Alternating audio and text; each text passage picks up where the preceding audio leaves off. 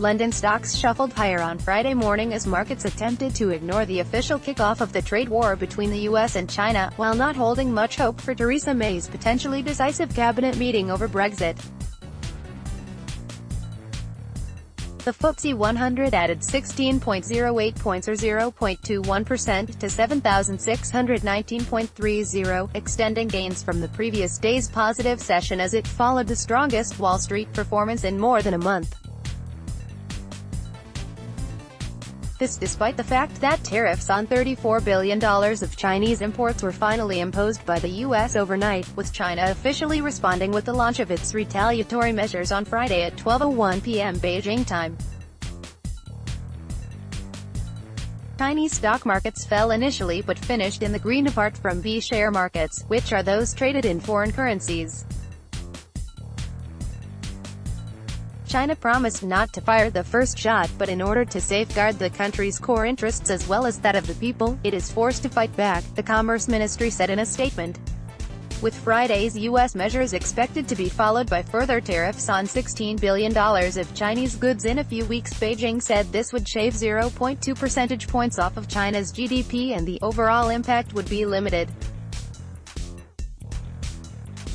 The ministry called the U.S. actions a violation of world trade rules, and said that it had initiated the largest-scale trade war in economic history.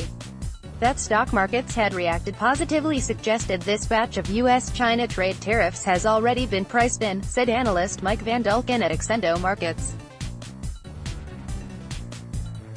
Sentiment may be off its best, but even the threat of Trump going as far as $500 billion in import duties to penalize China has failed to derail markets. Watch for headlines from China. Analyst Jasper Lawler at London Capital Group said he would have expected to see more anxiety in the markets. Still, there was plenty to distract traders with hawkish Fed minutes and strong U.S. economic data. Minutes released overnight from the FOMC's June policy meeting showed policymakers acknowledging the negative risks of Washington's current belligerent trade policy, pointing to the possibility for negative effects on investment and business sentiment. But despite those headwinds, policymakers still said there was broad support for gradual rate increases, saying that the benchmark federal funds rate could be at or beyond its neutral level sometime next year. U.S. non-farm payrolls are due at 13:30 BST.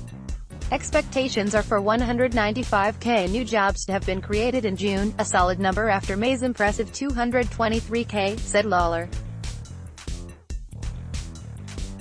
Given the historically low levels of unemployment, which is expected to remain constant at 3.8% in June, a miss on the headline job creation number is not going to cause too much distress, whilst a surprise to the upside would highlight the strength of the U.S. economy. UK data was limited to the Halifax Housing Survey, which showed house prices in the 3 months to June were down 0.7% on the preceding 3 months, and annual growth slowing to 1.8% from the 1.9% for May. On a monthly basis, prices rose by 0.3% in June to £225,654. House prices continue to remain broadly flat, said Halifax's Managing Director Russell Galley. Activity levels, like house price growth, have softened compared with the final months of last year.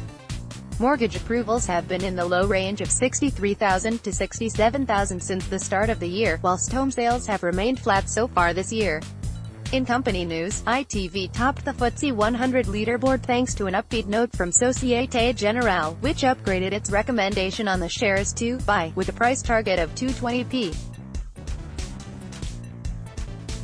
Analysts said the shares look relatively cheap and noted ITV's potential as a takeover target in light of the takeover battle for Sky.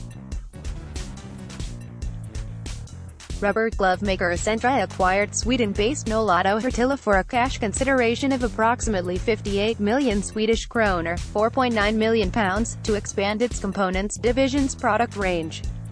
Ahead of an expected 10th annual shareholder meeting, Stobart Group revealed that Chief Financial Officer Richard Laycock has decided to step down.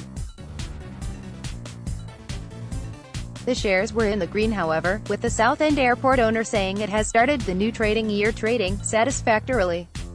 Virgin Money and suitor CYBG were both higher after an announcement from Virgin Money the previous day that it had reached a capital agreement with the Prudential Regulation Authority on new models for its mortgage portfolio, which will reduce the applicable risk weighting.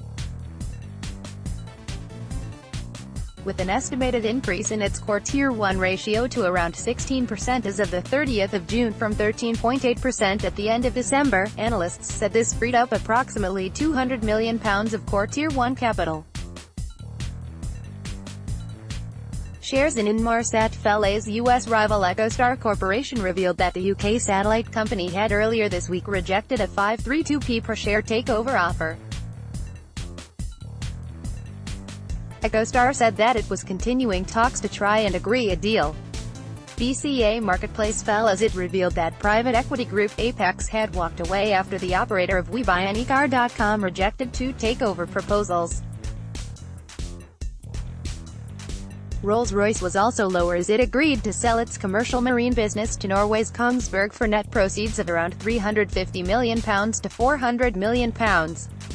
Market movers: FTSE 100 UKX 7617.390.19%, FTSE 250 MCX 20657.650.18%, Techmark TASX 3524.590.35%, FTSE 100 Risers ITV 178.80p 3.35%, Just Eat 818.20p 1.49%, Taylor Wimpey TW 173.65p 1.25%, Micro Focus International MCRO 1271.50p 1.23%, Reckitt Benckiser Group RB 6440.00p 1.23%, United Utilities Group UU 784.20p 1.19%, British American Tobacco BATS 3946.00p 1.18%, Severn Trent SVT 2048.00p 1.14%, RELX plc REL 1653.50p 1.13%, Rentocal Initial RTO 348.90p 1.13%, FTSE 100 Fallers Direct Line Insurance Group ELG 333.50p -2.74%, Associated British